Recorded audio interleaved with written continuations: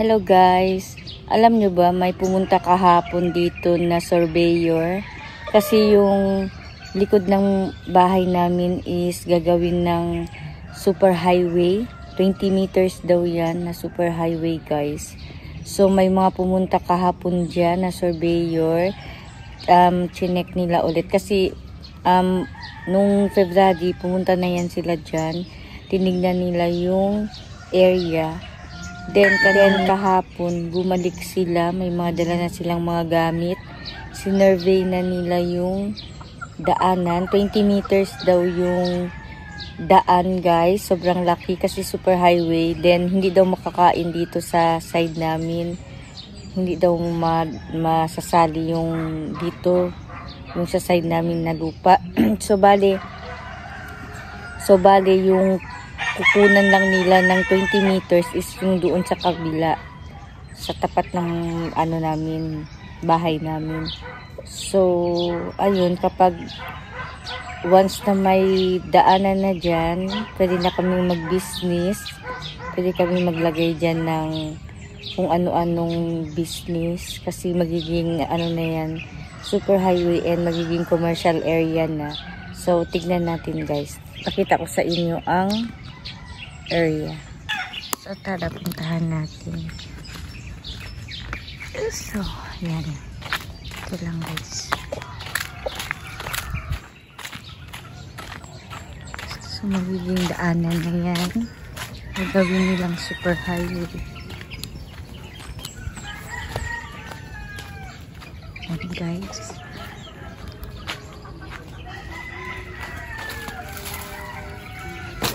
So ayan. So ito guys ang magiging super highway. 20 meters yung lapad nito. So yung kabila dyan, makakain yan. 20 meters. Yan. So tabing daan kami. 20 meters. So hanggang doon yun sa dulo. So i-connect yung daan na yan sa diversion road doon sa labasan. Kasi may super highway doon sa labas. So, i-connect yan doon, guys. Daming hinog bayabas, oh. Daming hinog. So, ayun lang. Kapag once na may daanan na dyan, magbi-business ako dyan. Dito. Yan, yung kapatid ko is mag-business station ng mineral station, water refilling. Tapos na, so yung kapatid ko daw is water refilling station dyan, tatayo niya. Ako karinderya,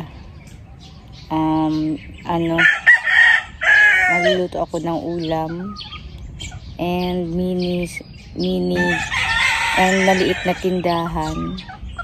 So tapos, depende pa kung ano pang pwedeng ilagay dyan na pagkakakitaan.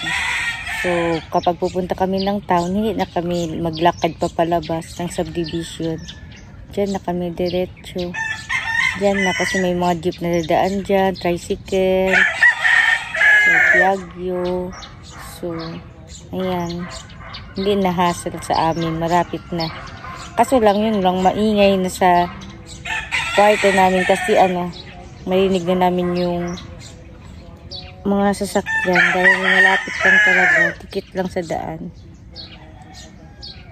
So hintayin natin na malagyan ng daan yan. So ayun lang guys, thank you for watching, bye.